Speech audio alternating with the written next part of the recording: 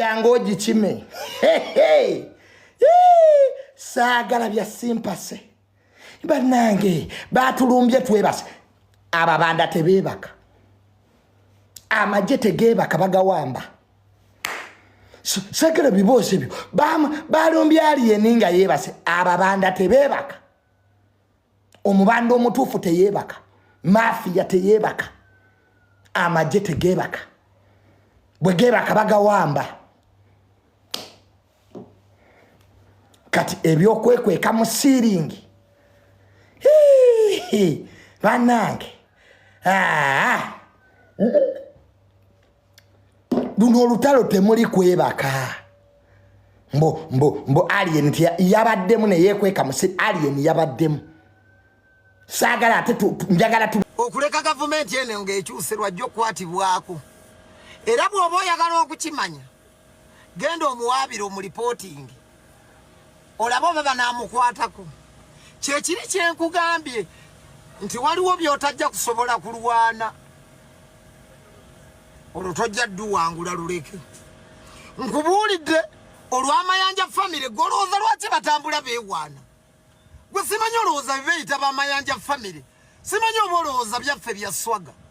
Golooza ffe tetuzirira family tetusobola kweta Sulaimani family. Golooza tetusobola kweta Bukenya family.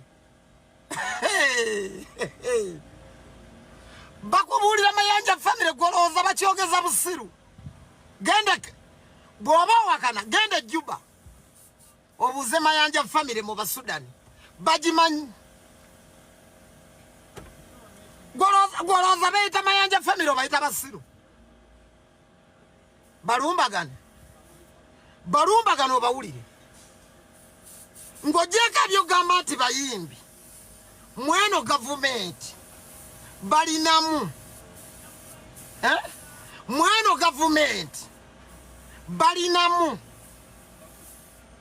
balinamu omukono nga tebalimbye abufuzi yadde nti bachairman yadde Verosi. Palazzo n'ewizo amaanyi gali baggwa. Toliddamu kubalaba nga beekyanga nga muganda waabwe Kamiliyoni ng'afudde. Naye Kamiliyoni bw'abanga akyaliwo ng'akubira Kaguta Sodo, ng'akubira Salimu Sale, ng'alina ennamba ya Museveni, ng'alina ennamba ya Mama Janet. Buuzabuuza ne Janet akugambe omuleka ne yeetaayaaya. Awo yali ayimba ku Mama Janet Museveni.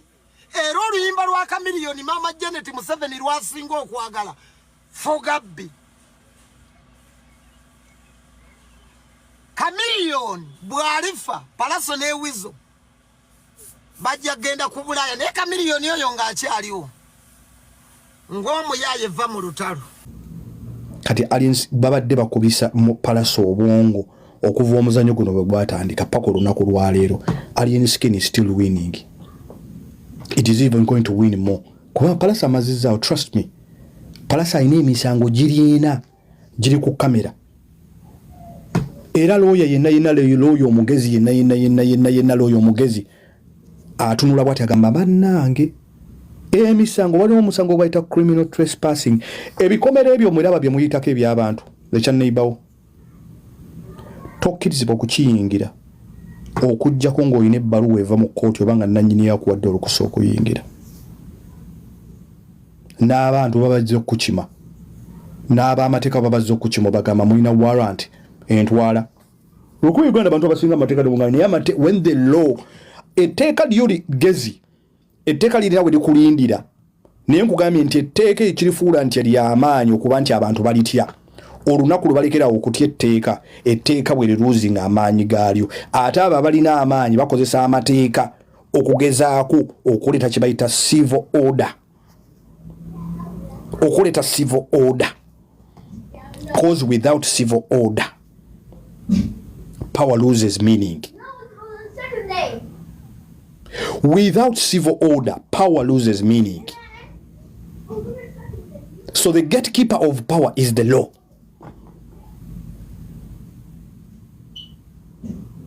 Akatabo kano mu kanoni bakaita Marcus Aurelius. Bakaita Meditations by Marcus Aurelius. mutwala obudde ebintu ebimu kugambye power loses meaning when there is civil disorder. No, I'm good. Thank you. Okay, thank you. Power loses meaning